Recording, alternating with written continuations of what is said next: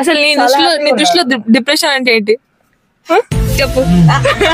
రోజంతా ఇంట్లో బెడ్ లో కూర్చుంటే ఏమొస్తుంది మరి? బయటికి వెళ్ళి ఏమైనా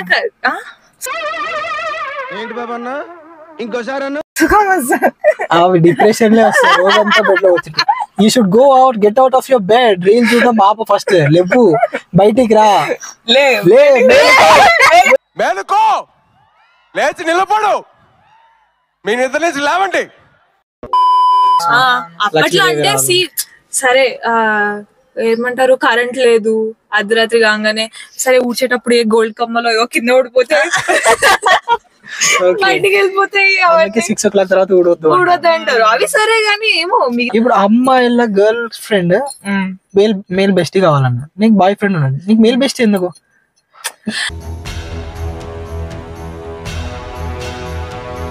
ఇప్పుడు మీ మమ్మీ డాడీ వాళ్ళకి గర్ల్ బెస్టీ బాయ్ బెస్టీస్ ఉన్నారా?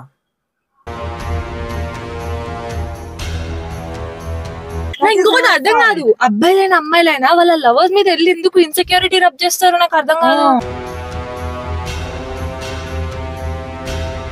Hello guys, welcome back to my channel, మీతో Mickey. So in this video podcast she is Vaishnavi, Mansa.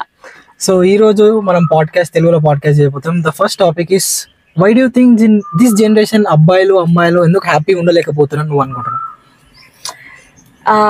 హ్యాపీగానే ఉన్నారు అనేది నా point. Okay, why do think that? Can you justify? Justification అని చెప్పలేము. It's more like in their own world, అంతే. వాళ్ళ ప్రపంచంలో వాళ్ళు ఉన్నారు, వాళ్ళు హ్యాపీగా ఉన్నారు అని నా పాయింట్. క్రింజీ పీపుల్ హ్యాపీగా ఉన్నారు. అవును, ఈ జనరేషన్ పీపుల్ చాలా డిప్రెస్డ్ అని అట్లా అనుకుంటారు.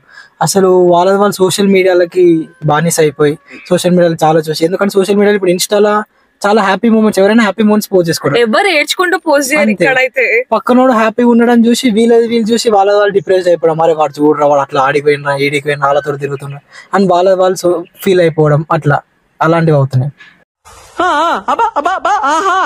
ఇప్పుడు మన పేరెంట్స్ ఇవన్నీ ఉండేనా? మన వాళ్ళు ఇంకా చాలా రియల్ ప్రాబ్లమ్స్ ఫేస్ చేసారు. నిజంగా ఫైనాన్షియల్ గా స్ట్రగుల్ అయ్యారు. నిజంగా రిలేషన్షిప్స్ లో యాక్చువల్ ప్రాబ్లమ్స్ అయినా దే ఆర్ నాట్ డివర్సింగ్. వాళ్ళు అలాగే ఉన్నారు కదా.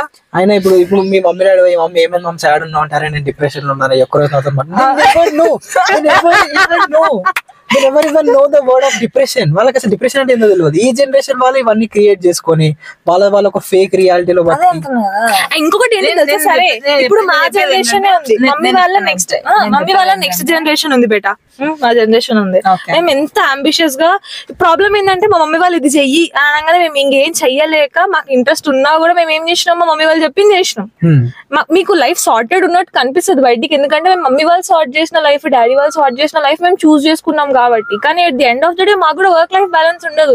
మేము కూడా ఇంటికి వచ్చి మేము ఇది చేయాల్సిందా, గిటార్ కొన్నా అది వాయించాల్సిందా, ఏమైనా చేయాల్సిందా, మాకు కూడా ఉంటది. ఓకే, అట్లని చెప్పి మేము ఇంకా రోజుల తరబడి డిప్రెస్డ్ గా ఉంటే రేపు పొద్దున వెళ్ళి వర్క్ ఎవరు చేస్తాడు? నేనేమంటున్నా అంటే, ఇందాక ఒక పాయింట్ అన్నాడు, ఏమన్నాడు, డిప్రెషన్ అది ఇది అని. నేనేమంటున్నా అంటే, వాళ్ళ ప్రాబ్లమ్స్ వాళ్ళే క్రియేట్ చేసుకోరు, వాళ్ళకి సొల్యూషన్స్ వాళ్ళే క్రియేట్ చేసుకోరు. ఐ థింక్ దట్స్ కూల్, అంతే.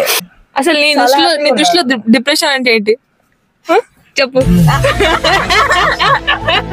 డిప్రెషన్ అంటే లైక్ సాడ్ ఉండడం, ఇక ఏదో ప్రపంచం అంతా కోల్పోయినట్టు, ఇక వీడు చచ్చిపోవాలి అన్నట్టుగా, ఏదో రోజంతా ఇంట్లో బెడ్ లో కూర్చుంటే ఏమొస్తుంది మరి? బయటికి వెళ్ళి ఏమైనా డిప్రెషన్ లో వస్తాయి రోజంతా బెడ్ లో వచ్చి. You should go out, get out of your bed. Reels చూద్దాం బాబు, ఫస్ట్ లేవు, బయటికి రా,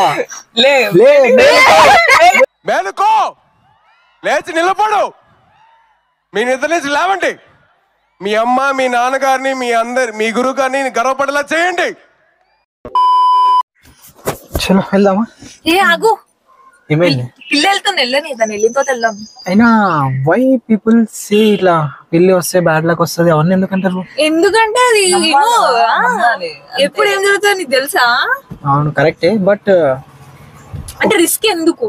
అవును, దాన్ని కొంతమంది చెప్పు ఉండొచ్చు, maybe it brings bad luck అని. కరెక్టే ఉండొచ్చు, కరెక్టే కదా. అంటే ఉంటే చాలానే సూపర్స్టిషన్స్ ఉండని కాదు కానీ ఇప్పుడు మరీ అన్నారనుకో ఇంకా 6 దాటంగానే ఇల్లు వద్దు, లేకపోతే నేల్స్ కట్ చేసుకోవద్దు, జుట్టు వేసుకోవద్దు.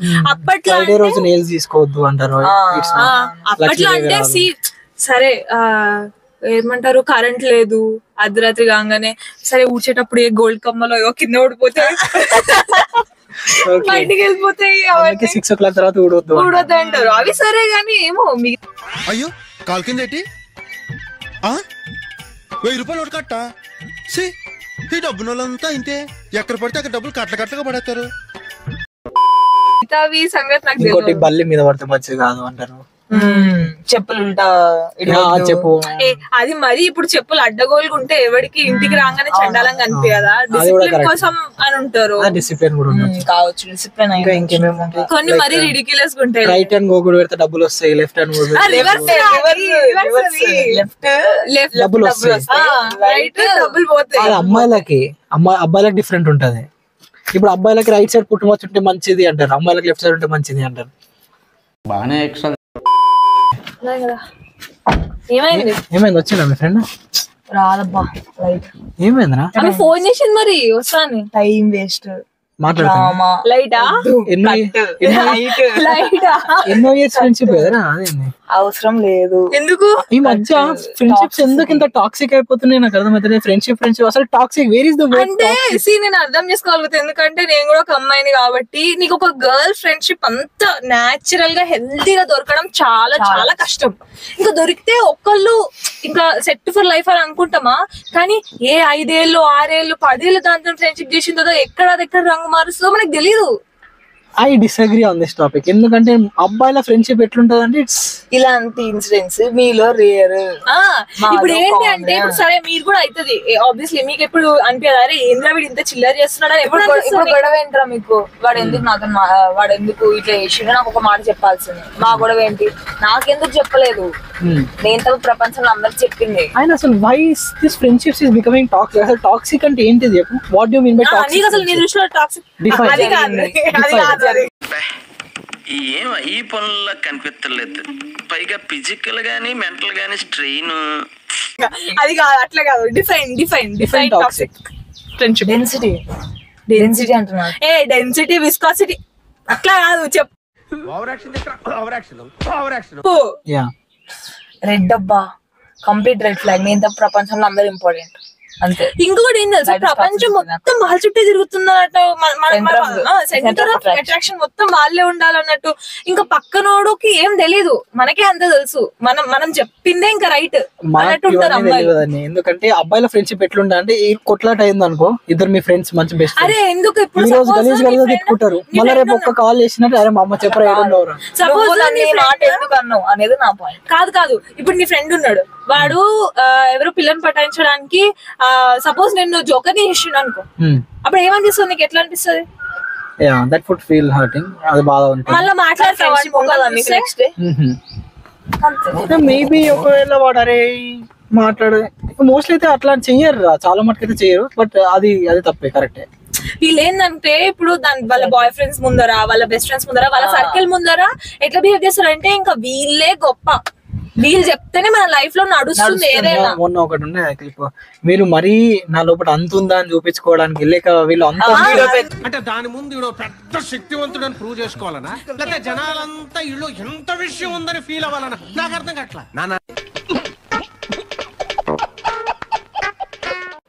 ఎందుకు అబ్బాయిల ఫ్రెండ్షిప్ లో కూడా మస్తు బిట్రేయల్స్ అయినాయి.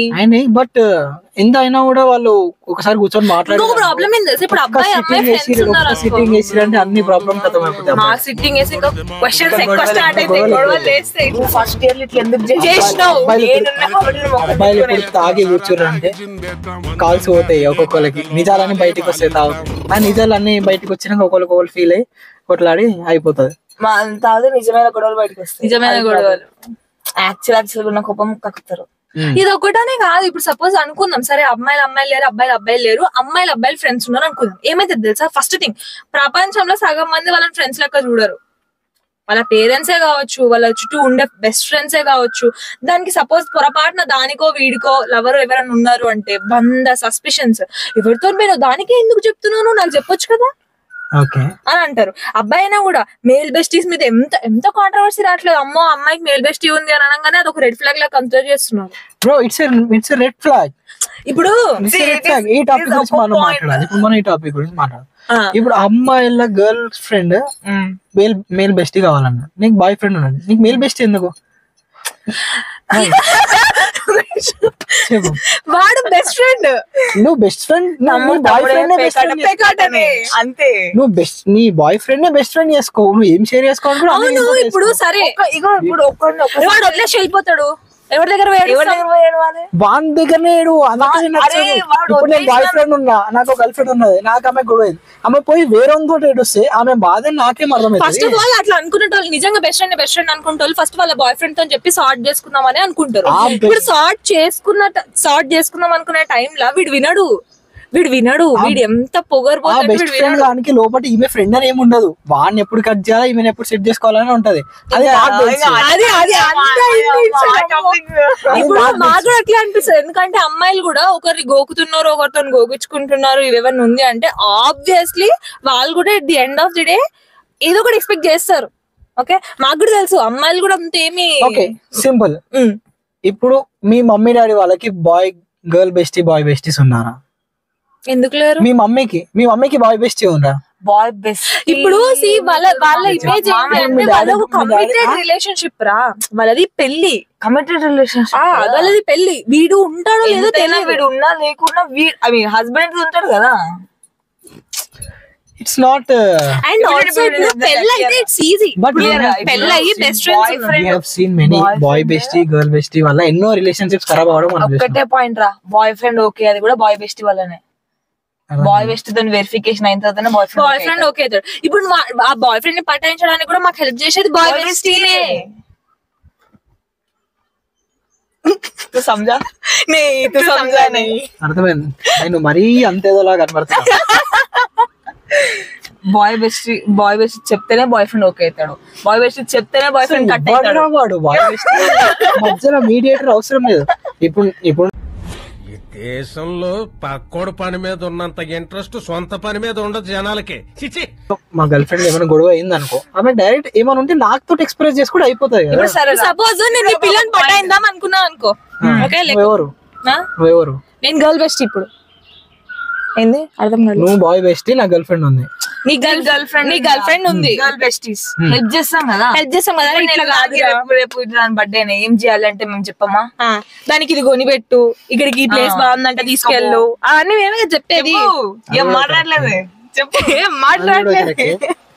కానీ ఒకవేళ ఆమె ఇన్సెక్యూర్ ఫీల్ అయితే దేనికి అబౌట్ హ్యావింగ్ కదా. ఇంకొకటి అర్థం కాదు, అబ్బాయిలైనా అమ్మాయిలైనా వాళ్ళ లవర్స్ మీద వెళ్ళి ఎందుకు ఇన్సెక్యూరిటీ రబ్ చేస్తారు నాకు అర్థం కాదు. లేదు నాకు ఇన్సెక్యూర్ గా అనిపిస్తుంది నువ్వు బయటకు వెళ్ళకు, నాకు ఇన్సెక్యూర్ గా అనిపిస్తుంది నువ్వు తిరగకు.